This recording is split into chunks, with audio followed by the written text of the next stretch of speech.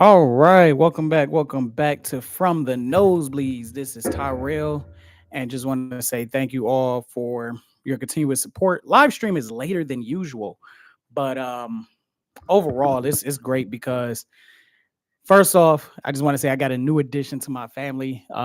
My brother just had a son. Went to the hospital today to go meet my new nephew, so that's why we are extremely late. But was able to catch the game nonetheless. And we're going to talk about today's game. We're going to talk about the good, the bad, the ugly, what needs to happen with this team and where it needs to go. I know this is essentially like what 11 hours, 11 and a half hours before kickoff. So I know this is on the later side, but nonetheless, we're still going to do it. Still got to be committed to this, and we'll be back to our normal time around in between 6:30 and 6:45 next week. But if this is your first time here, welcome. For everybody coming back, welcome back. It is October 5th, so we didn't hit 100 subscribers at the end of September, but that's okay. We're 12 away. Still want to get to 100 subscribers, and let's do this. State of the channel will be coming up soon. I know I wanted out a little sooner than that, but got busy over this weekend. And we're here. We're here. So we're here to talk about another game. This is the fifth edition, so we should know what the is. Check the scores around the league. Talk about the good and bad and the ugly for the Browns. Go over Kevin Stefanski press conference. We're actually going to go over Dylan Gabriel's press conference as well today.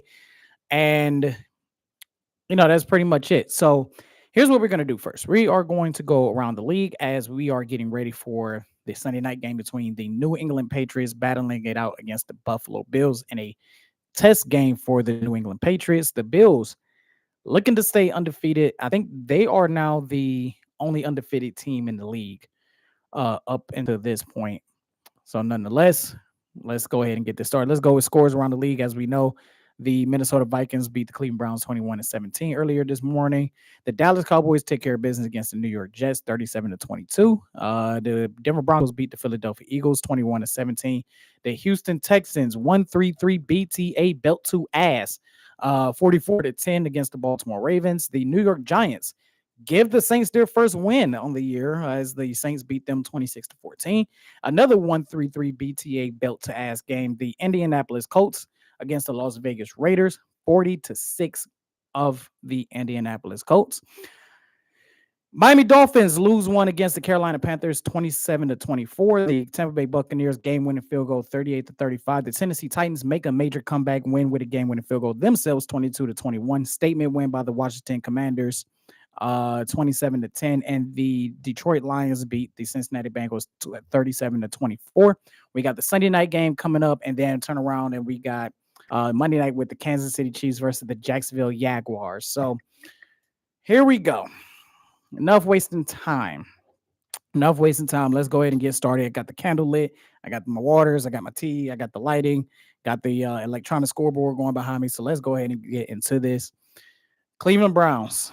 And the way I can describe this loss is that this was a coaching loss. Like, the Browns are not well known to playing complimentary football, right?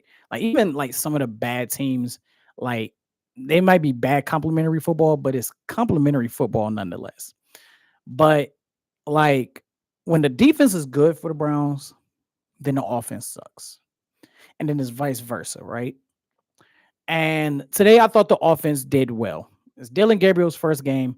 He extended plays. He was able to get out of the pressure. Really, as much as I've been a hard proponent on our offensive line since Bill Callahan left, it was the offensive line best performance.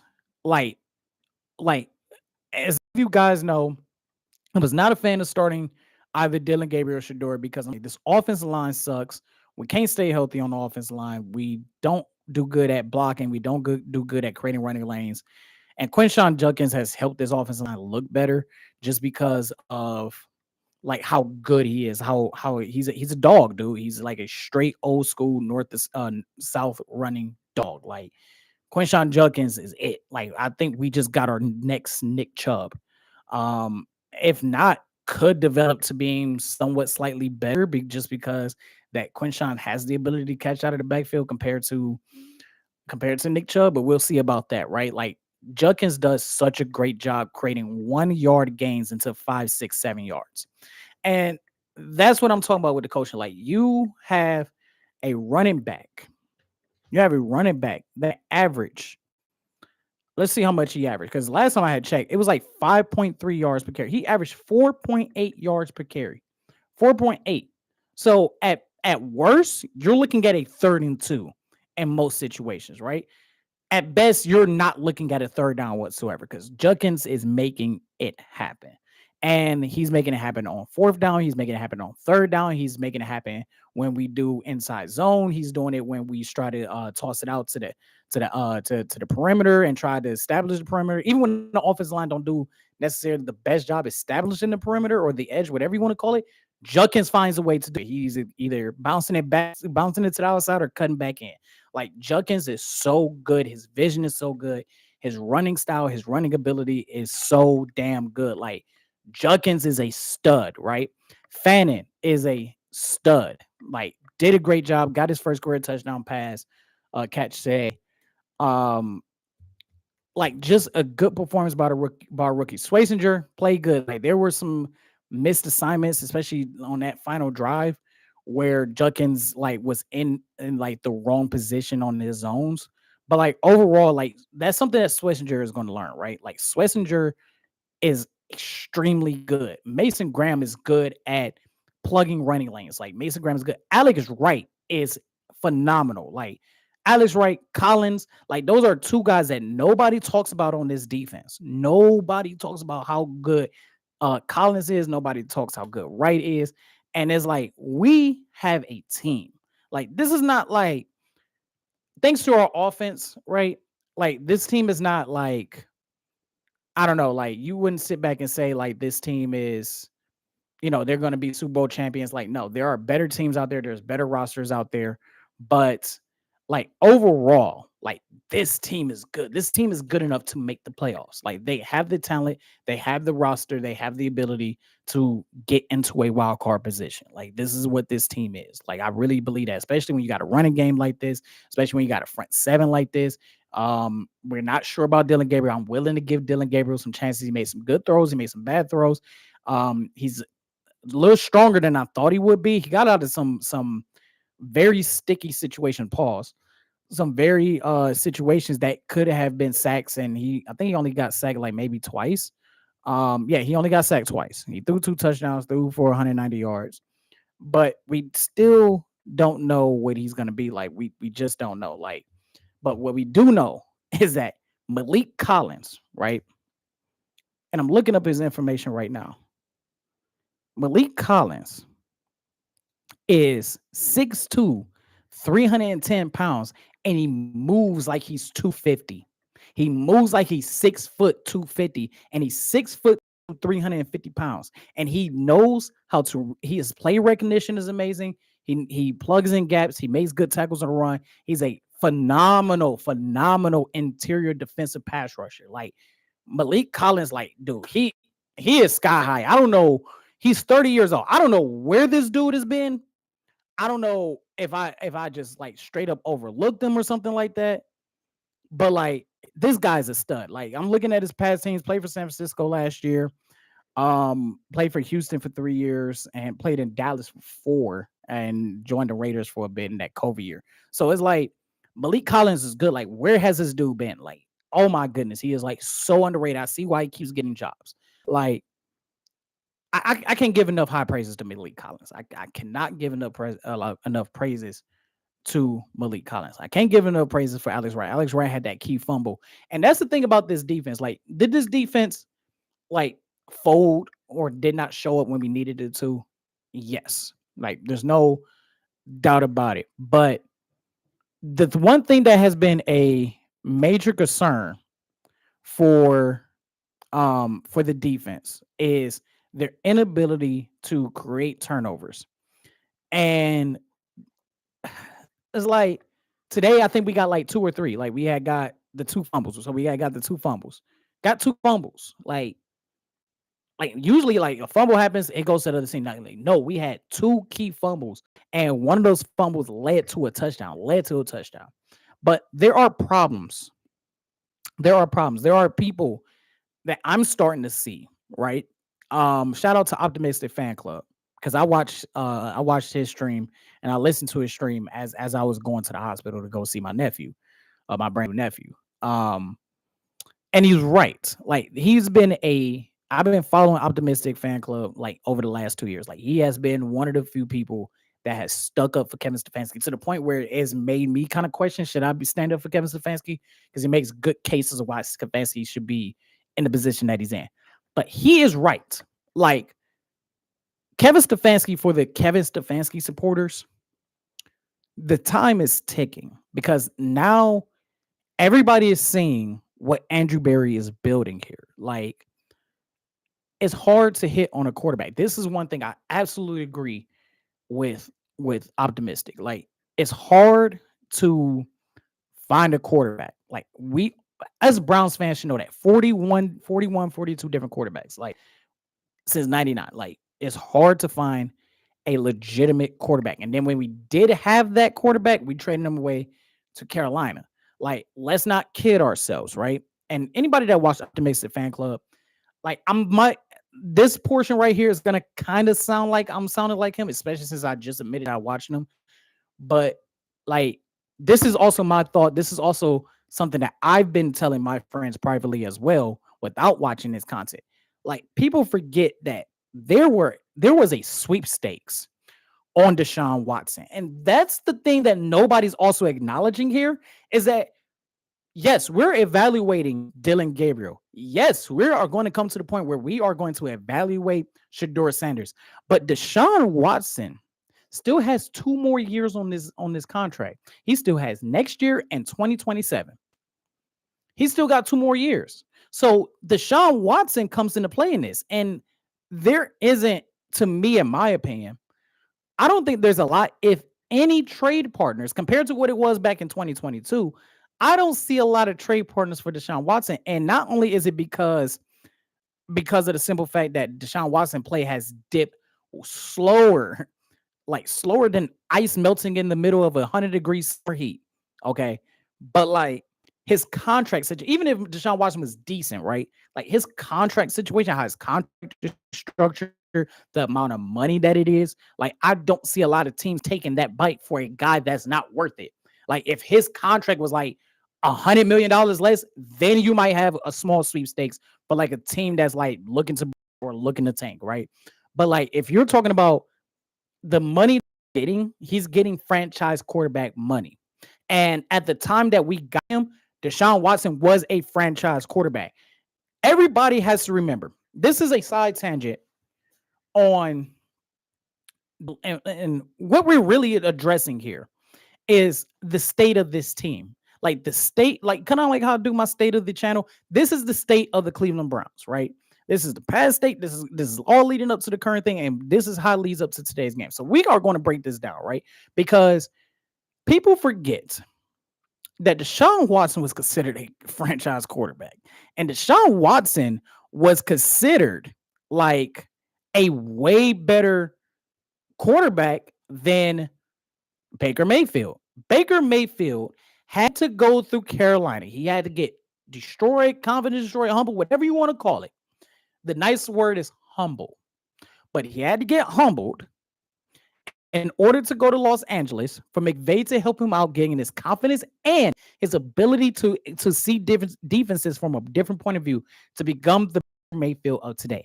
If Baker stays in Cleveland, I assure you, as much as he showed potential in 2020, as much as he showed potential in 2018 in his rookie year, we would not get this Baker Mayfield because the level of coaching, for one, that Sean McVay and Kevin Stefanski, to the point where it's not even a competition, right? Like the only competition is they got the same job with two different teams.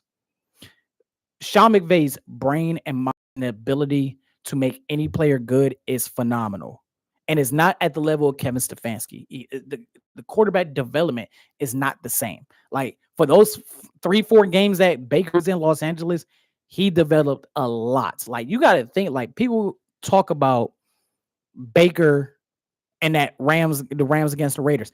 Everybody forget that Baker was only on the team for 4 games. He was only, I mean, for 4 days. Excuse me, not for 4 games, 4 days. Like he signed on a Monday, was not supposed to play, and then came in on a backup role and end up winning the game. That's all he needed. That's all he needed. But let's not act like there were 32 general managers, and majority of the general managers chose Deshaun Watson over Baker Mayfield. So, of course, when you have the New Orleans Saints, the Atlanta Falcons, the Carolina Panthers, the Pittsburgh Steelers, I think I just said the Atlanta Falcons, but the Seattle Seahawks were rumored as well to get Watson, and it boiled down to New Orleans and Atlanta. Like Cleveland, they showed him around, and he was interested, but he's like, nah, I'm not trying to play in Cleveland, I'm not trying to live in Cleveland. And Haslam's like, well, I can just open up that checkbook. That's it. That's it. Open up the checkbook. Open up the checkbook. So there is still a bookie monster in the quarterback room that nobody, I'm talking about the Cleveland media or the YouTube media, like we are not talking about this enough, that Deshaun Watson is coming back. Like, yeah, we tweet about it. Yeah, we make jokes about it, but Deshaun's coming back. And there's going to be pressure amongst this organization to start Deshaun Watson. Rather, it's not going to be by the fans neither, but it's going to be by Jimmy Haslam. Regardless of what Jimmy Haslam said about it was a swing and a miss, he's still paying the man a lot of money. So he's going to make him work. But I say all of that to say this. The Deshaun Watson trade and how everything happened has made arguments along with 2020, because let's be honest here, like we definitely overachieved. Like we had no good secondary. We didn't have good linebackers. We didn't have a number one wide receiver, and we made it to the divisional round and almost made it to the AFC Championship game. Like we overachieved that first season, and it was great. Don't get it twisted, right? But like we overachieved, and it showed the following 2 years. And the Deshaun Watson trade to me, and along with Joe Flacco's 5-game stretch in 2023, to me, has saved Kevin Stefanski from ever being fired. But I think that time is over, even with the Stefanski supporters.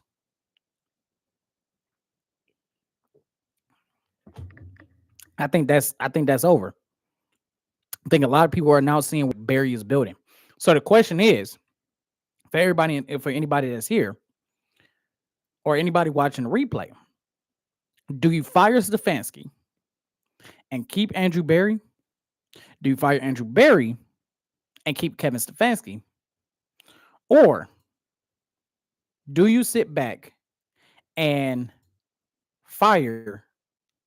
So you fire Kevin Stefanski but keep Barry. You fire Barry, keep Stefanski, or do you fire both of them? Do you sit back and fire both of them? Because my thing is like, I see what Andrew Barry is doing. And Andrew Barry, to his credit, has addressed every single issue every year. Like he addressed the linebacker issue the following year in 2020. He addressed the cornerback, the defensive back issue first. Then he addressed the linebackers. Then he addressed the fact that, hey, we might need to start going into replacing Nick Chubb. He's still trying to address the quarterback issue, right? Like, I don't think Andrew Barry was on board with the Deshaun Watson trade. Like, something's telling me he wasn't on board. I think it was a Stefanski, DePodesta, and Haslam thing. And he got outvoted 3-1. So yeah. So let me see. Let's read some. Jeffrey, you are on fire, bro. You are like one of the biggest supporters of this channel, man. I appreciate you so much, man. Let's see. I usually wait to the end, but yeah, but 18 offensive players been drafted under Barry, and only 3 of them are starters right now. That's not good. No, it's not. It's not. But I will give Barry this credit, kind of like the same way, like a lot of Detroit Lions fans like still shit on Mac Millen, but like he tried, right? Like, yeah, it's like, hey, participation or whatever it may be, but like he tried to address the wide receiver issue. He just missed. Like you missed with Schwartz, you've clearly missed with Cedric Tillman. Um, you've missed, right? Like those are the two prime examples. Like you missed on those guys. You try to get those guys, you missed. Um, I will also say that I will also say like, but like as much as he's missed on the offensive side, right? He's kind of hit on the defensive side, like Greg Newsome. And this is one thing I don't agree with Optimistic Fan because I know he mentioned like Greg Newsome being a trade piece. Greg Newsome is playing like a number one corner. I don't think you should trade Greg Newsome. If you can keep him here, if you can keep Greg Newsome here, I wouldn't trade him at all. If you can get him to sign an extension here, wouldn't trade him at all. He hit with Grant Delpit. The Greedy Williams thing didn't work out well. It was looking like that at first, but it didn't work out. We know JOK worked out. Swaysinger is going to work out. Mason is going to work out. Like those are guys that are working out. Like Ronnie Hickman, he's going to work out. Like we got there's plenty of guys on this roster that Andrew Berry has drafted on the defensive side of the ball that can kind of sit back and say, well, you know what? It balances things out on the offensive side. And like this draft alone is a draft that could save your damn job, regardless if you got a new head personnel or not, right? Because yes, if you have a new scout and she's like, hey, you need to draft these guys, draft these guys. At the end of the day, Andrew Berry's job is to make the final decision unless he's overruled by Deepa Desta or Jimmy Haslam. Unless he's overruled. Now, I think that's kind of like the situation we got with the quarterback now, right? Like I think Berry wanted Shador. Everybody else wanted Dylan Gabriel. So I think there is a bit of a civil war there between Barry and everybody else because everybody's so analytical, and Barry is too. But Barry is one of those guys that also recognize that the analytics doesn't tell you everything. Like the analytics are great to look at and get an idea and get a strong idea of what's going on. But the analytics don't tell you about this guy's personal life, what he got going on, his personality, what his effort is, what his heart is, what his why is. It doesn't tell you none of that. It doesn't tell you how he's gonna work in the scheme. The analytics are there to tell you his stats and advanced stats and what he can do in certain situations, but it's not there. Let's see. What do you think? That Jim Schwartz would take the head coach job if he offered to him. To be honest with you, like I like Jim Schwartz, right? But Jim Schwartz to me is not. He's not a head coach. Like he didn't do a bad job in Detroit, but like we need Schwartz. Like Schwartz would be cool. Like if we need him to be interim general manager for like 3-4 games, right? But like if we needed, and he probably would be the interim general manager if they went ahead and fired Stefanski in the middle of the season. But like with Schwartz being being the interim head coach, that takes away what he's doing on defense because now he can't just strictly focus on the defense. He has to focus on the entire team, right? And yes, he'll probably end up still making the play calling decisions on the defensive side of the ball. But there's so much more you have to manage as a head coach, as we saw Kevin Stefanski fail to do, right? Especially with those timeouts at the end of the game. Like it boggles my mind that time management. Like, what was Kevin Stefanski thinking? Like, I know they were trying to justify it as, oh, well, you want to say those timeouts to like, get into the game, and you want to say those timeouts because you want to buy your team self some time, whatever it may be. Why not just, worst come to worst, hey, they get a field goal. You know what I'm saying? But they also had a situation where Minnesota had a timeout. Why didn't you force Minnesota? If anybody noticed, Minnesota didn't take a single timeout. They had one timeout left. They didn't take a single timeout. They didn't take a single timeout. So it's like you didn't even force Minnesota to take a timeout. Like you took it for them. 3 times you took it for them. Like even on the play where the running back, they were saying he got tackled out of bounds, but then they reviewed it and it was like, no, he didn't. And it was going to be a 10-second run because of this. It was going to be a 10-second runoff, and then the clock would run on the whistle, on the signal. That's a time where I don't know Why? And they were like inside the like 30-yard line, right? So that's the time where I'm like, why would Kevin Stefanski take that time out? Like, why not force Minnesota to do it? Because it seemed like to me that Minnesota was okay, especially when they got like in field goal range.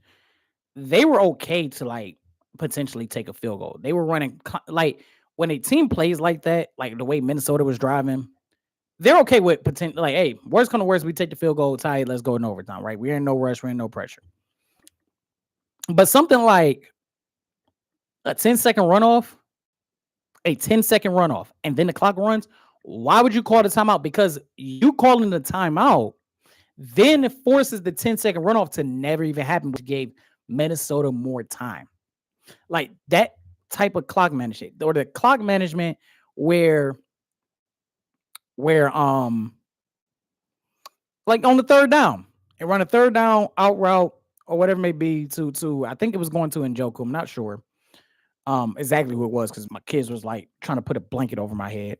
But like, why would you not run the ball? Like, I get trying to play to win, but like force Minnesota to use that timeout. Like force Minnesota to use those timeouts. Like you did it on the first two plays. Like you force them to use the timeout.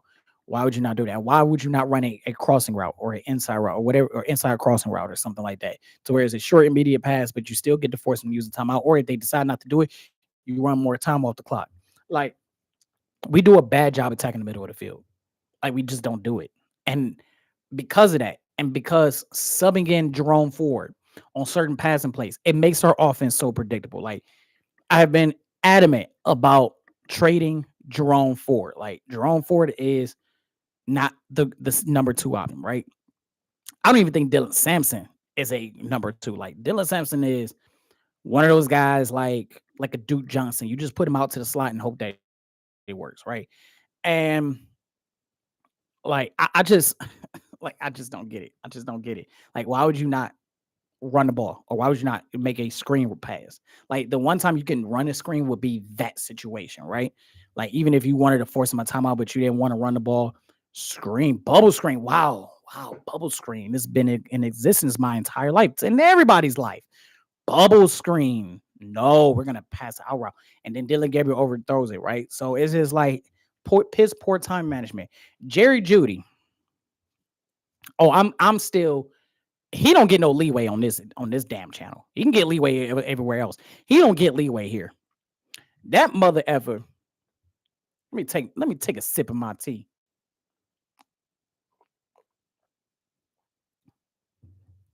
Shout out to the guards. Sucks that we lost, but I got the souvenir cup. Shout out to Mustard, even though I wanted onion, but shout out to Mustard. But Jerry McJudy, Jerry McDrops, you did it again, and I think he had 2 targets.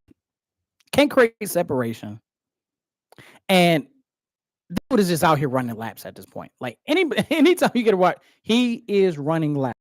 Like that's the best way to explain Jerry Judy's play. And when he does get the ball, like when you need him to catch it, he don't. When he can catch some little rinky dink check downs, and sometimes he can barely catch that. But make drops, make laps, whatever you want to call it. He needs to go. He needs to be traded. And I don't even know if there is a lot of trade pieces in it. Like there are people, and Jeffrey said it in the chat too, that Jerry is playing the X when he should be playing in the slot. I don't think it matters. I don't think it matters because he's been X on this team. He was the Y in Denver. He was number 2 in Denver behind Sutton. Putting him in the slot is gonna do what? Like I don't care where you put Jerry Judy at. He can't catch the ball. Like plain and simple. Like you can put Jerry Judy at the running back. You can put Jerry Judy on at the tight end position. You can put Jerry Judy on defense. That's what Jerry Judy need to do. He need to play defensive back. When you can't catch, you go to defensive back. McDrops, it doesn't matter where you put him at. He's not good. He's just not. He's not a good route runner. He doesn't create good separation. He doesn't play scramble drill. Like Isaiah Bond was the only one coming back when Dylan Gabriel was scrambling. So yeah, what else am I supposed to say? Let's go over some of the scoring plays. Fannin got a 1 yard touchdown from Dylan Gabriel that made it 7-0. That was a 7 play, 3 minute, 28 second drive. That was one of the first drives we had non-turnover wise. Um, that or was that off the turnover? Yeah, yeah, that was off the turnover. Because we got the turnover. Vikings went 3-and-out. Then we went 3-and-out. Um, actually no, sorry, I'm getting things confused. Um, we had a 3-and-out, and the Vikings was starting to move the ball down the field, got the fumble. See, today's game is the first time the Browns was leading going into the second half all year. Yeah, I believe it. I believe it. Um, so Fannin got his first career touchdown pass, right? And the offensive line looked good. Like this entire game, there wasn't a lot of miscues from the offensive line. Like they were more like they was just better. And maybe because it was Judkins, maybe it's because Dylan Gabriel can extend the plays, but they were just better. They were just better. Um, David did show. Yes, he did. Yes, he did. To me, play of the game was the Cam Akers pass to Josh Oliver for a 32-yard touchdown. That was off of a 9 play drive. They made it 7-7. Um, Quinshawn Judkins, and this is a play I heard nobody talk about, right? Quinshawn Judkins had that one run in the first quarter where he took it to the house, holding call. And that's another thing about Stefanski, right? Like, yes, is Stefanski out there blocking? No. Is Stefanski out there catching? No. We know this one. Let's not be fucking stupid here, right? Let's not be stupid here. Like, oh, he's not out there running. He's not out there blocking. What do you expect him to do? He's a freaking head coach, right? And the head coach, the coaching staff in general, establishes what needs to be done, right? Like, I'm not saying these guys will go out there without any coaching and just do whatever, right? But like coaching brings structure, and the players execute that structure. Like these guys wouldn't be playing without the coaching. The coaching would be there if they didn't know how to play or knew the X's and O, whatever it may be, right? Um, yeah, there were two penalties on us. That play won by Isaiah Bonner. Yeah, they both was holding in that, and that just goes to like holding happens every game. Every game, almost every play, holding happens, right? There's no doubt about it. There's no doubt about it. But the discipline comes into how to A, hide it, or B, when to let go. This team with the illegal formations, the holdings, the penalties at the wrong times, undisciplined. And this has been a problem for the Cleveland Browns since day one, since even before Stefanski. Yes. Jeff, appreciate it. Yeah, I was just about to say that. Myles Garrett, I got it in I know my handwriting is sloppy, but I got it right here. It says I think it's right there. You see it says second quarter, and it says Myles Garrett gets his one per game. When I put Myles Garrett one per game, that means that it says offsides. Myles Garrett goes offsides. Myles Garrett jumps offsides one per game. The streak is alive, baby. He is going on a streak like The Undertaker, all right? The streak is alive. So, Myles Garrett get his one per game. And I like that from Garrett, right? I wish he'd stop a little bit, yeah, but it's like it don't happen when it matters the most. And it's like it's a dude that's just trying to like do what he's supposed to do. And he had a good chase down tackle by Wentz in that game as well. Um again, I have to say this as well. Our special teams is ass, bro. Like it's just ass. Kickoff coverage, punt coverage, can't block gunners. They don't even run with them sometimes. Like they don't even chip them or nothing. Like just not good. Gunners are backing our blockers up into the punt returner.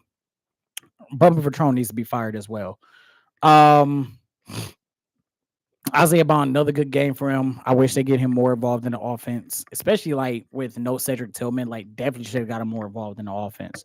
And Joku made a great catch for 17 yards in the second quarter, which eventually led to Schmidt hitting a 31-yard field goal towards the end of the first half.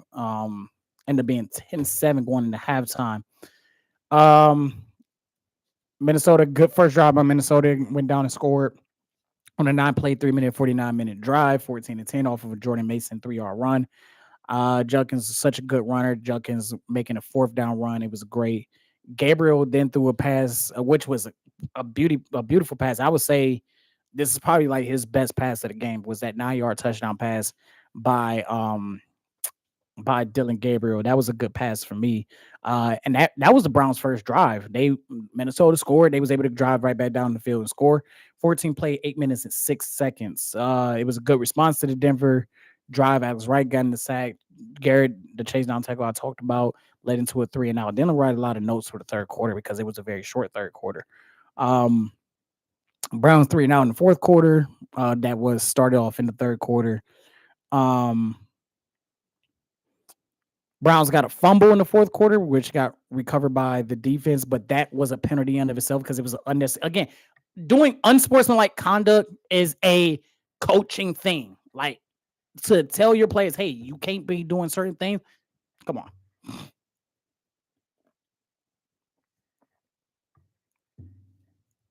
Collins got 2 sacks in that fourth quarter. And it was like Minnesota was trying to give us the game. Like Minnesota had a chance to tie the game. Reichard missed the 51-yard field goal. That bad boy went so wide right. Scott Norwood would be proud of him.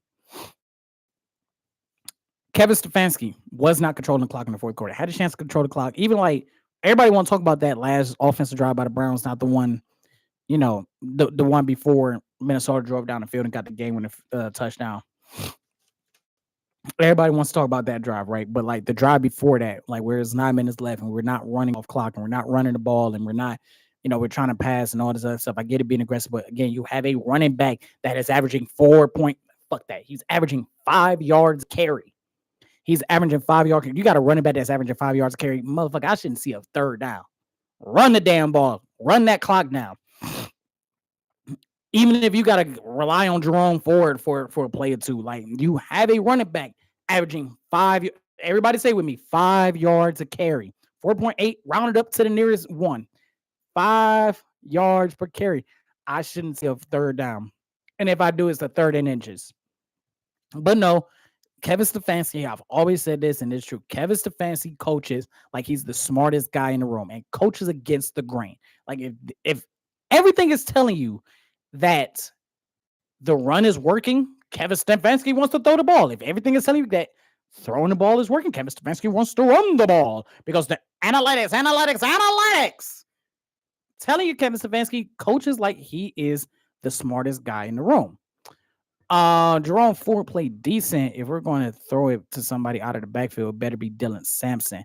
Yes, I agree, but again, like I would want Dylan Sampson. I would want them to try to work with Dylan Sampson to see if he's willing to become a slot wide receiver, or like a specialty player. Like for me, like this is 100%. Again, this is optimistic thing. I kind of didn't, but I don't think this will happen. If we was to land Jeremiah Love out of Notre Dame, oh my goodness, like that'd be phenomenal. But like Dylan Sampson's cool, but like I just haven't seen it. I'm not willing to judge Dylan Sampson. Yes, he's an excellent pass catcher out of the backfield. Jerome Ford is only good for picking up blocks. Like that's the thing. Like our blockers, right? Like our running backs, like Judkins and Sampson, they're not good at picking up blitzes. But Jerome Ford is. Like Jerome Ford, that's the one thing I can say about Jerome Ford's game. Like he is a phenomenal pass blocker. He knows how to block well, and he knows how to chip well, and he knows how to read when the Mike linebacker. Yeah. So there were a lot of miscommunication errors with Dylan and the wide receiver sometimes. Like bad throws, overthrowing, or just not being in the right area. I put in my notes, why not run, force the timeout, or run the clock? Poor play calling, poor clock management. This is frustrating because this team should be 3-2. I want y'all to think about that for a moment. This team should be 3-2. Cincinnati happened. This Minnesota game, Green Bay, we won. Now we're 1-4, which is crazy because I think did I predict that in the first week? We could be 1-4 through the first 5 games.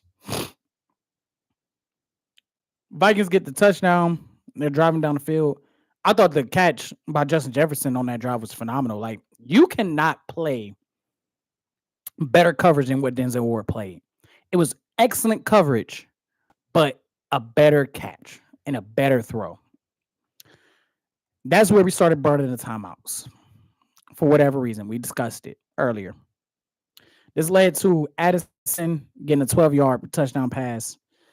And Addison, like, the miscommunication between Hickman and Ward happened at the worst possible time. But that was also like, when that happened, I was sitting there like this. I was like, is Joe Woods coordinating this team? Is this defense? Is Joe Woods the defense coordinator? Because we used to get that a lot with Joe Woods. But it happened. No time now.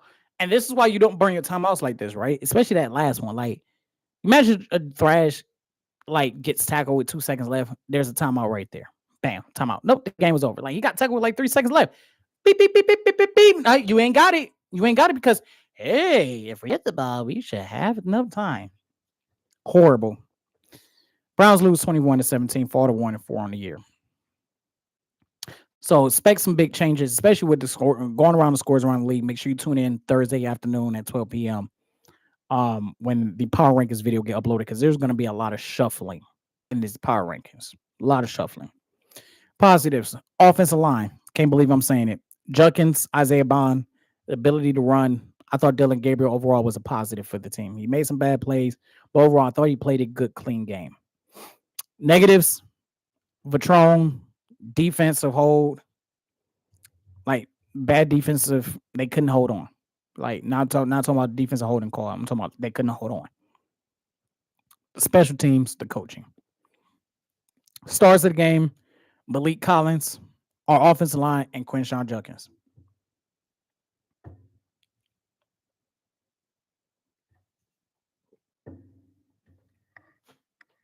That's it. That's it. There's nothing more I can really say. There's nothing more. I don't. I'm just sick and tired of being sick and tired of being sick and tired of being sick and tired of fucking losing. Right? Like, not only that, but you can't even score 20 points. Like, that shit crazy. Like, even New Orleans scored 20 points. Like, y'all guys can't score 20 points. I don't want to. I'm tired of hearing he's a 2-time coach of the year. I'm tired of hearing that. That first one, absolutely. That second one should have went to D'Amico Ryans, but they gave it to Stefanski because it's the fucking Browns, for fuck's sakes. But I am so tired of this feeling, right? Like, I want to feel how we felt when we all joined this live stream together after the Green Bay win, and we were so ecstatic and so excited, and we were so positive, and it's just, people ask me all the time. How can I be so negative, right? Or people even question the fandom, right? Because I'm not exuberantly positive. What is there to be positive about?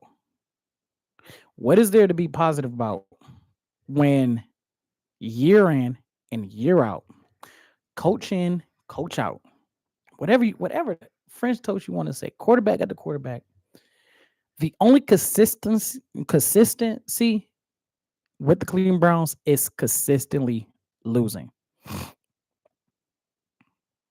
Consistently losing. Like, Stefanski gets here, 2 playoff appearances, right? No playoff wins. 0, not a zilch. Remember, the Pittsburgh game, Mike Prefer coached that game.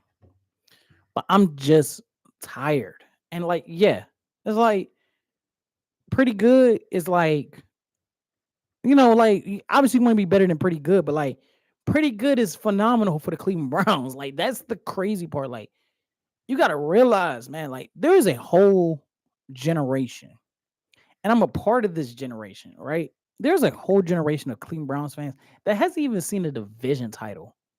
Like with the Guardians, you can sit back and say, well, they can only get so high, and the Dolans don't spend money, and all this other blah, blah, blah, blah, blah.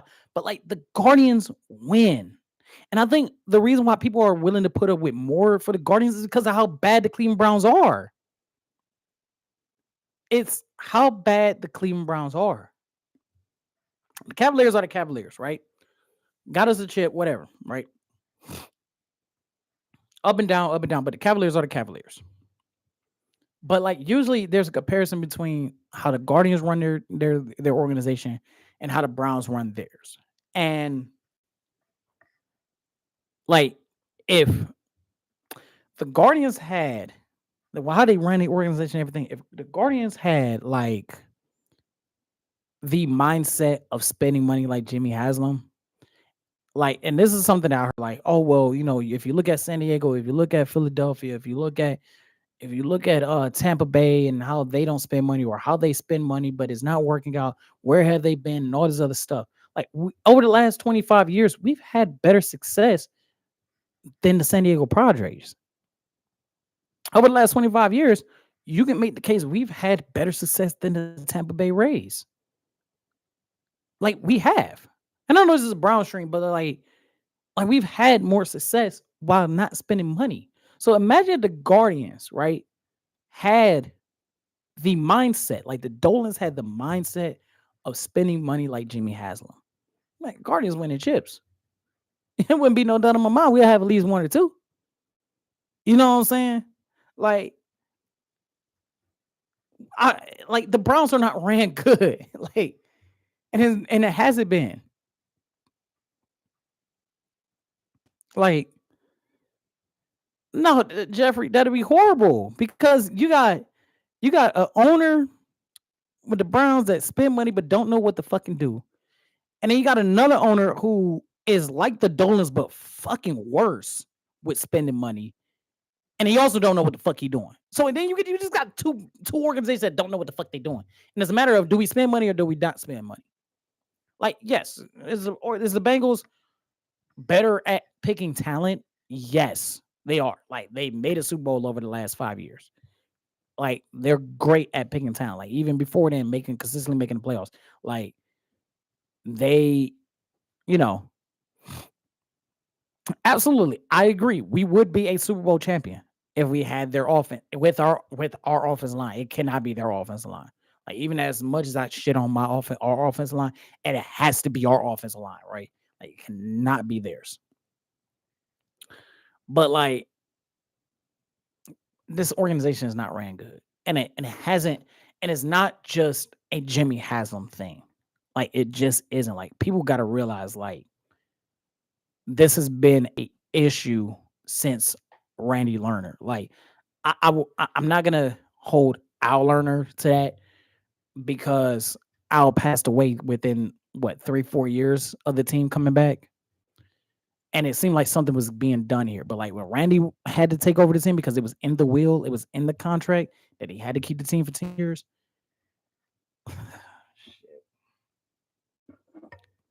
And I've been like a Haslam supporter because of how shit Randy Lerner was. I can't do it. I can't do it. So the Browns lose 21-17. Let's go. Let's do what we normally do. We're gonna say it 10 billion times. Fair use, fair use, fair use, fair use. We're gonna go over Dylan Gabriel's pause here and there in between to react to certain comments, and then we'll go over Kevin Stefanski, go over final thoughts, read the rest of the comments that Jeffrey has sent out. Jeffrey Merrill, you are like a G, bro. Like, please, thank you. Or not even please, just thank you so much for always watching and continues to watch, bro. Like, dude, you're amazing, man. Like, you are amazing. And, shout out to you, Jeffrey, bro. You are in here every step of the way. Like, started an hour late and Jeffrey in here riding the storm, man. So let's go over Dylan Gabriel's comments. I'm going to say fair use a lot because we are reviewing and reacting. And Is that I'm gonna say fair use. Let's go over Dylan Gabriel's press conference. Offense in the fourth quarter. It seemed like the success you had earlier just kind of hit a brick wall. Unit. Yeah, I think just got to convert. Look back. There's obvious times you got to go make it happen. Starts with me, but us coming together collectively to go make that happen. But you look at a lot of third downs to extend drives. That's where we can continue to help ourselves. But again, Gabriel, we're 30 seconds in. I already got to pause it. Gabriel, again, it's like I get that, right? But like Kevin Stefanski did not put y'all in the fourth quarter in a position to maintain the lead. Like he just didn't do his job. And it's like, yes, Dylan got to go out there and execute it. Yes, he missed plays. Yes, he missed passes. But it's like if you would have just like you're up by 3 and they can't stop you. They cannot stop your running back. Why would you continue to put the quarterback in the position of doing this? What did you learn from your first NFL start? I think I learned little details. Definitely was ready for that, but all the details come down to it. And I think in any game you're going to want 4 to 5 plays back. Of course, the result will feel different, and maybe your 4 to 5 plays may feel different, but that's the game we live and play in. So got to be better in those four to 5 plays is what and why you continue to work as hard as you do. Dylan, there were a number of 3 or 4 throws where it looked like you and the receiver were not on the same page. Were those missed? It wasn't not on the same page. That's me on my end, trying to be smart in certain situations, and we get cloud and get want to make an answer there. Being smart in certain situations, throwing the ball away, and I think maybe a throw like that may look like a miscommunication, but also on the same side, being smart, understanding the situation that we are in. What's more important, trying to fit something in there, or getting to play another play. What could have been done differently on the next to last drive? 3 plays, 11 seconds. I know they called time out twice. Yeah. Handoffs in those situations, right? You got to go get it first. And after 2 plays, 11 seconds, they're going to call 2 timeouts. And then we throw the ball, so the clock stops. So that's why if you look at it any time, you don't get tackled in bounds or complete the ball, you're going to have an 11-second drive. But in a perfect world, you go get it on 3rd and the clock's winding and they only have 1 more timeout. But like I said, that's just a situation. They use their timeouts. That's why it was 11 seconds. Well, that's what I'm saying. Like even if you decide to pass the ball, right? Like that's your time to call a bubble screen. Like if you're gonna I don't want to run it because it's 3rd and 7, and they're gonna know I'm gonna run it because I'm gonna be the smartest guy in the room. Sometimes people gotta realize sometimes the obvious choice or what everybody think you're gonna do is the best choice. Like sometimes you just gotta go with the obvious. We're a little conservative, but how things were in hand. Understanding the situation, you want to keep the clock moving, use timeouts. In a perfect world, we'd probably be talking differently if we go get that first. All of a sudden, it's a great call. So that's the world we live in. That's the balance, and you teeter. But you got to trust what we do, and that's what we do as a team. We trust what we get called. We try to run it to the best of our ability, and then we keep moving forward. I have to say this real quick, not to that, but like as that was going on in my head, right? Like as he was saying that, like in my head, I'm like, there's something that Optimistic Fan Club said. It is so true because like it's so obvious, right? Like Kevin Stefanski is not afraid to go for it on 4th down or make a play call like that, right? But then like he will make a play call that doesn't make sense or that is so conservative. And it's like, he was like, yeah, it's contradictory. Yeah, because it's making decisions aggressively, but the play calling is so conservative. And it's like, you had an opportunity to get that 3rd down. And it was such a, let's be honest here. Was it a bit aggressive? Like that play in particular was a bit aggressive, yes. But like overall, like you throw it to the outside and then what? And then what? Like Minnesota already knew to cover the perimeter. They moved their zones to the perimeter because they already knew that's what we do. We don't take the inside all like that. So it's like they know what was going on. And we had we had 2 4th-and-1 situations, and we punted the ball instead of going for it. Yeah. Like there are times where Stefanski is an aggressive play call, there are times where he's not. But like even if you get that catch, right? You get that catch. What are the chances of the clock running out because you're at the sideline? They're just gonna force you out of bounds. So they don't have to use their timeout in that situation. The Quinchon ran and the way that you connected with David a few times, do you feel like now that you have this first one under your belt that something to build on and the future looks bright with you guys with you at the helm? Yeah, I think there's always something to build on. No moral victories whatsoever, but regardless of result, week to week, there's a process, and more time you spend around anyone, you're gonna get more continuity, and that's QB to receiver, that's QB to running back, that's us as a whole unit coming together really, and getting comfortable with our unit. What was your perspective on that final play where you guys took the sideline and ended up running out of time? Yeah, our thought process is 7 seconds, try and catch the ball, get a chunk, get out of bounds, have a closer chance at doing it. And you saw the Hail Mary prior to the timeout. Just probably don't love your odds there, obviously, but anytime you can get it closer, that's what our thought was. Whether it was our deep view or that over route got it. It's like I said, you live in those moments. In a perfect world, you want to get out of bounds, but that's not shoot. He's trying his butt off to get out of bounds, And he was. And I think there was thrash on that play. And he was. But like again, you got 7 seconds. Like, and I know like the Hail Mary that was null and voided because of the timeout, like, yeah, it got intercepted. Why not just do it again? Like, why not?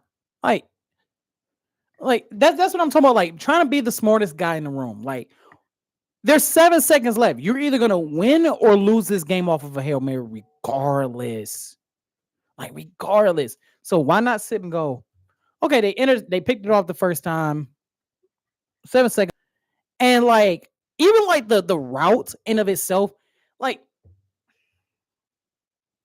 that's where if you wanted to get closer and still get out of bounds, that's where that route that you ran on that 3rd and 7 with 3 minutes left would have been perfect for this drive because it would have gave him enough time.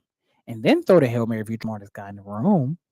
But no, we're gonna run a deep route. I think that was the V route.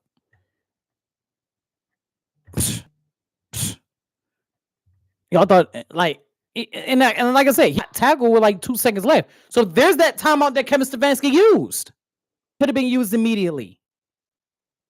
But if it's 7 seconds left, no timeouts, if Minnesota called the timeout on the first go around, right? And prior to that, you threw it, it was intercepted, right? Why not do it again? Because you're going to lose the game. That's where you should have just been aggressive. But no, you try to be the smartest guy in the room and try. And you know what? You know exactly what the fuck they try to do. They try to do what they did against the Green Bay Packers, and this time it didn't work. Like, yes, the routes are different, but the thought process and the concept is the same, right? Like a risky, time-consuming play that, if done correctly, could potentially work in your benefit. It worked in our benefit the first time. It didn't work in our benefit in this one. Just trying to understand that. Secondaries on tackles and negated a couple big key runs. Yep. Frustrating. Any sign of that during the week that was going to be a problem? I think playing penalties is one thing, and you're going to want them back. Like I said, everyone's got 45 plays. They're going to want them back. That's just the name of the game. But, how do you regroup? Any negative plays, that's penalties, sacks, whatever it may be, it don't help you in a series, and if you can convert in those situations, and you're loving life, but you want to stay ahead of sticks, you want to get into third and manageables and convert, but yeah, you look things we can all clean up, and it starts with me. The defense helped you out a couple of times, the takeaways, sacks and things like that. How do you feel about how the defense played, but unfortunately not able to come through? Yeah, I think we continue to, ride on our guys. They've been playing their butt off, and I think you look at a whole work of over 5 weeks. I think it's hard to just look at one game. Like, nobody's perfect. It ain't going to be a perfect world. And we could have been in a better position to go convert on that third. And all of a sudden, like Tony was saying, it's a different outcome and a different feeling. But that's where we can deal. It ain't on one person, it ain't on everybody. But the truth is, the result was the result, and we got to find a way to change that. So, And I will say this, like, that is a good answer, but I will, like, there were times where the offense did help out. Like I said, we 10 10 points, 10 of our 17 points. 10 out of our 17 points. I think. I know we got 7 off the turnover, but I'm trying to remember when that second fumble was down to.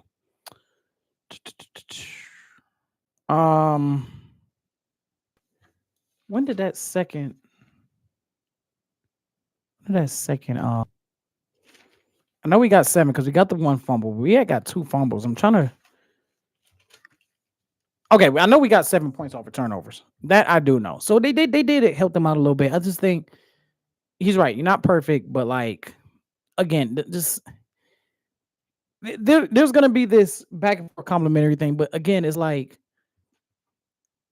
when Stefanski did not give this team any success with the time management, he just didn't. 11 seconds off the drive. And like I said, even if you end up running, 14, 15, 14, 15 seconds, like you add an additional 3 to 5 seconds, right? Because you run green, then it's like you get then you turn around and how do I want to say this? Like you have them to burn that other timeout. That helps you out so much because the only timeout that Minnesota would have had would have been the 2-minute warning, but it would have put them in a more of a rush. Like Minnesota, like if you notice, even when Minnesota was in field goal range, they're chilling, bro. There is no, like, we got this timeout in our back pocket just in case. We ain't got to rush. Worst come to worst, we kick a field goal, right? But like, imagine they don't have that timeout. They're not rushing. They're rushing to the line to spike the ball. Like spiking the ball is one less down.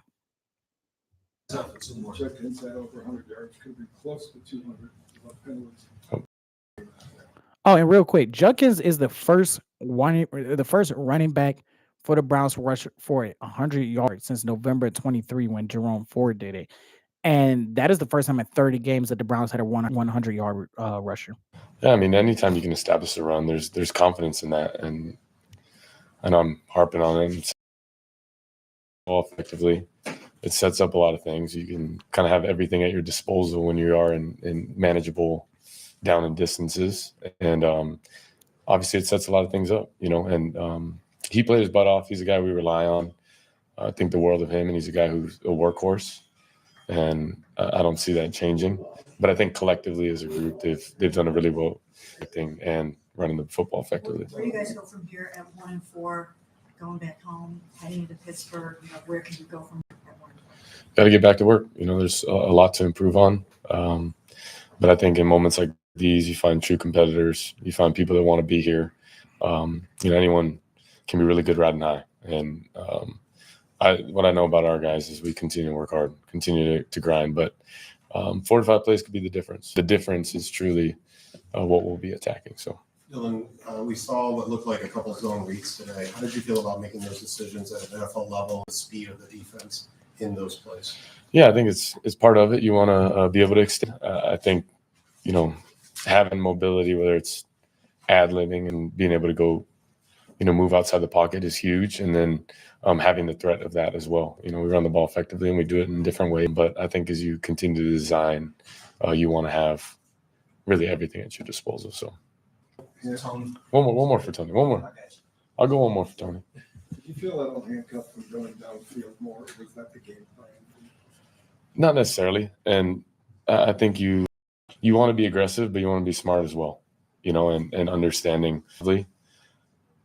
There's things that, some people take the bait, and then, there's times you can be really effective by taking what's there. And I think, I don't want to say it's a balance, but it is balance as a quarterback. You got to be smart, aggressive when it's your time to take shots, when it's your time to go get 5 and live another down. So that's a teeter, and you always try to push the issue and be aggressive.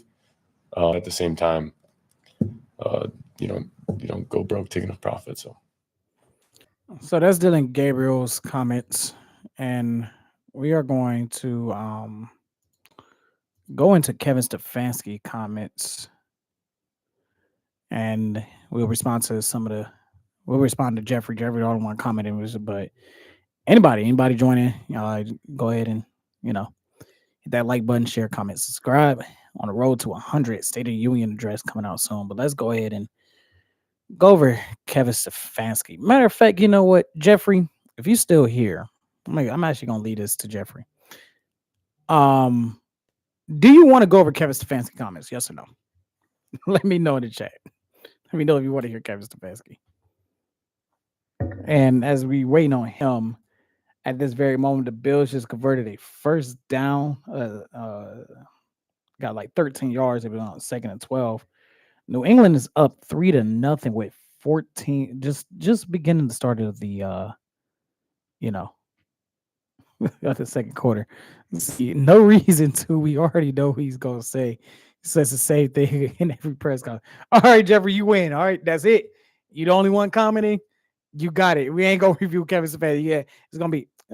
Mary Kay, that's a good question. I just gotta watch the tape. Tony. And I just think we got to be better. We got to be better. I have to be better. Our coaching has to be better. We have to be better, and I have to be better. And I just got to go look at the tape, but I have to be better and look at the tape and get better at looking at the tape, and then I can look at the tape and be better, and then everybody be better, and then I will continue to shit the bed. So Jeffrey said no reason to. Already know what he is going to say. So let's go. Let's do this, Jeffrey. Man, you've been commenting since day one, and Jeffrey, here's what I'm gonna do. Um, I don't know if you know what, we want to turn over better, so that's good. All right, so here's what we're gonna do, right? Um, here's what we're gonna do. Yep, that's exactly what we're gonna do. Jeffrey, what I want you to do is um I'm gonna put in this chat because for some reason I can't find the when I do these replays, they don't show the chat replays. So I want you to send me an email right there. And what I'm gonna do is I'm gonna figure this out.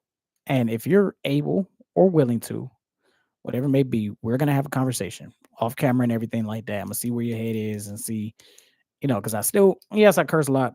I curse sometimes, but I still want a professional feel, professional look, and make sure we're not being like how I act privately is different on this camera. Like I'm a little bit more rash, but like by the time and one of the reasons why I do like these so late, and this is later than usual. We're usually done by now, but like the reason why I do these things so late is because of the simple fact, like it gives me time to breathe and relax and analyze what really happened instead of going balls to the wall. So we're gonna talk. If you want to, if you're open, if you're welcome to, we're gonna talk. I'm actually going to see if you want to get on a live stream for this because you are absolutely like, dude, you're killing it like with this, and I would love to get your input on this as it's happening on camera if you're open to that. But I got to talk to you in person about it. But let's in the meantime, let's go over some of your comments. I think I read majority of them or some of them. Dylan Gabriel did play solid. I'm tired of the Shador Sanders fans always saying he needs to play. What he's gonna do with the team that we have. I think Shador could do good with this team. I think if granted it's one game, we have to be patient, but if anything, excuse me, Gabriel does a good job. Did a very good job. Played a solid game, and I don't see why that Shador couldn't get in here. We need to get Isaiah Bonner more. Absolutely need to get him the ball more. Dylan Sampson not getting used at all as a head scratcher. He's a third string running back. It happens with the third string running backs. Yeah, the Falcons almost did get Watson. Yes, it's true. Kevin can't use Judy. Yeah, I think he responded to that. That's why I don't think Shador would be good here in Cleveland because he needs some humbling. I think that was talking about Baker. I don't know. I don't know. We'll see. He seems like he's like his dad is a humble dude. Like a lot of people like don't realize like because Dion is like flashy, like when the camera's on, but like everybody, like all his teammates describe him as like this quiet, humble guy. And like there a bit of entitlement with Shador? Yes, but like I think there's enough humbleness in him to like be okay to where he's at. Like he's not demanding to start or anything like that. Like I know people are mixed about the press conference that he did where he acted like a mime, but like to me, it's like I wouldn't even answer the question. I wouldn't even did that. I'd be like, hey, no comment. That's just me personally. Kevin and Barry need to go. I think I responded to that. Responded to that one. I responded to that one. Been the biggest Greg Newsome defender. Everybody wants him traded. And I was like, no, we need to keep him. Absolutely. Especially with Martin Emerson not being out. And I like Miles Harden, but like Miles Harden is solid as a nickel. Like I don't see him playing that the second best wide receiver. Like that's the thing about Greg Newsome. Like if you need to give Ward a break from covering the best wide receiver on every single team, Greg Newsome can go ahead and do that. He has shown that all year long. Like Cincinnati, he covered Chase majority of the time. He was covering Justin Jefferson. Like when Ward needs to break, or they move Jefferson to the others to Greg Newsome side, Greg Newsome got that covered. Address that one. The only reason that Jim Schwartz plays so hard is because their defense plays so hard is because Jim Schwartz. So he's got them behind him. That's why. Um, and I think he could get the whole team behind him, but I just don't think you will have that same defensive mentality. I don't think this defense plays the same with Jim Schwartz worrying about other areas of the football team.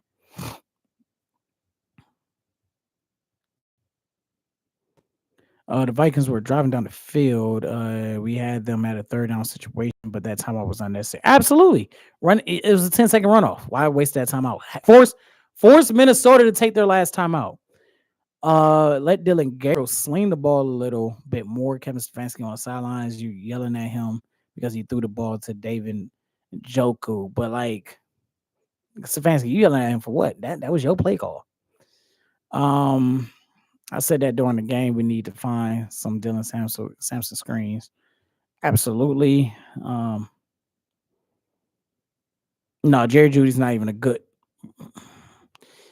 Yes, there are guys that are better fit in the slot than the X and not being a focal point. But like I said, I don't care who in the French toast you are. If you can't catch the ball, it don't matter where I put you at on the field. I don't trust you on the offensive side as a wide receiver. Dress that one. We did a good job keeping the kicker, though. He has bounced back. So, yeah, overall, I'm glad that we catch Schmidt. With hindsight, I'm glad that we catch Schmidt. Like, I kind of regret calling for his job after week one. Why do we run the ball every time on first down? That is hurting this offense as well. And you can say that like pre QJ, pre Judkins, pre Kushawn Judkins. Can't say that now. Judkins averaging 5 yards a carry, or 4.8, whatever you want to call it. Like him averaging that many yards. Like, yeah, I want to keep running the ball, especially when you got a rookie quarterback. Yes, I know he's a rookie running back, but he's averaging 5 yards a carry. You shouldn't see a damn third down or barely see a third down. Ford is decent. We're gonna throw somebody out there in the backfield. Be better to do Dylan Sampson. Well, the thing with Dylan Sampson is Dylan Sampson's not good at picking up the blocks on blitzes, and that's what Jerome Ford is good at. Slot receivers don't exist. We run 2 tight ends. True, but like when we do bring Thrash out there, he's non-existent. We need to find ways to get Sampson the ball because he's lined up. If we line him up at receiver, we can throw him screens. He had 1 carry, so we really don't know if he can run it out. No, we don't. Bond is better right now than Jerry Judy. Why are we not feeding the ball? Because he's a rookie.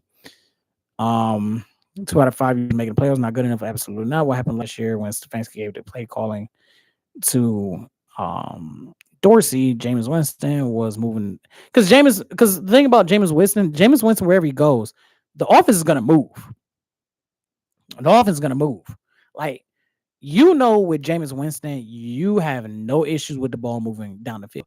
The issues is keeping the ball. Like Jameis Winston is Brett Favre. Like Brett Favre had no issue of going, fuck it, somebody's open. Somebody like Brett Favre play like if I throw it down the field, other team catches it.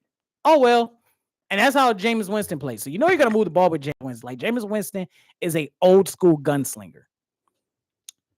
Address both of those comments. The Commanders got it right with their owner last year. Absolutely, Dan Snyder fucking sucks. Fuck him. Kevin got mad at throwing the ball to David where he got jumped. Yeah, I like Gabriel for taking accountability. Okay, this is response to the press conference. Shit. No, I don't think he should have said what Cam Ward said because you know what? We don't suck. It's the fancy sucks, but we don't suck. Uh, now that one, honestly, our play calling in the preseason is better than what we're calling in the regular season. Yeah, that's because you're playing against third string quarterbacks. Nobody, third string players, nobody give a fuck about play calling in the preseason. Um, let's see. Any Browns fans go watch the 40 Rams 49ers game. That's what a good head coach look like. But on both sides. On both sides. And yes, like the fourth down like play that McVay was going for the win for, that was just bad execution. But like they usually convert that. Like on a 4th and 1, 4th and 2, like their conversion rate is like a 66% throughout McVay's tenure. Which that's pretty fucking impressive. It said that the most points we're gonna score at 17 points. Yeah. And I want you to think about like the Browns are like what, 4 and over the last 23 games, they're like 4 and 19 over the last like 23 games. It's absolutely sad. 4 and 19, like over the last 23 games, fireable to the highest honor. They gotta be better. Okay, that's responding to that. And the Dolphins, they would give up a second and a third for Greg Newsome in a heartbeat. Absolutely. I think there's some teams desperate enough to potentially give Greg Newsome a first, like to give a first rounder for Greg Newsome. Like I get why there's trade rumors because we don't know if he's going to sign here or not, and maybe you want to get assets for him. But I say why not get him to the negotiation table? Yeah. So this week, thanks to Jeffrey, we are going to skip the Kevin Stefanski press conference. We're gonna go back to resuming that next week. But it's good to change things up. So again, tune in Thursday, 12 p.m. Power Rankings video will be up. I usually record those Wednesday night. Go subscribe to the All Grind Sports Show. I'm on there on Tuesday nights. Those come out Wednesday morning. Subscribe to this channel from the Nosebleeds. On the road to 100. State of the channel address will be coming out very soon. Should be tomorrow, should be Tuesday. We'll see how that goes. And also, shout out to everybody watching. Shout out to you, Jeffrey, for watching and everything. Let's see. Somebody made a short video of Kevin Stefanski press conference. He says the same thing. Because did somebody make the short? They just grabbed it from another press conference. So yeah, hit that like button, hit the share, comment, subscribe. And thank you for coming to the Nosebleed section. This is Tyrell from the Nosebleeds saying thank you all for watching. Please stay safe out there. Power Rankings coming out, state of the channel coming out. Quarterback criteria. If you watched the previous Power Rankings, I broke that down on what that's gonna be. That's gonna be happening soon. I know I have been doing a lot of just strictly football content to where it's a live stream, one video, that's it. But we're gonna talk about the MLB playoffs. We're gonna talk about wrestling. I got some opinionated topics on that as well. And yeah, that's about it. So again, thank you for joining the Nosebleed section. This is Tyrell from the Nosebleed signing off until next time. Y'all guys have a great night. Go Browns, go Cavs, go Guardians, go for Notre Dame Fighting Irish.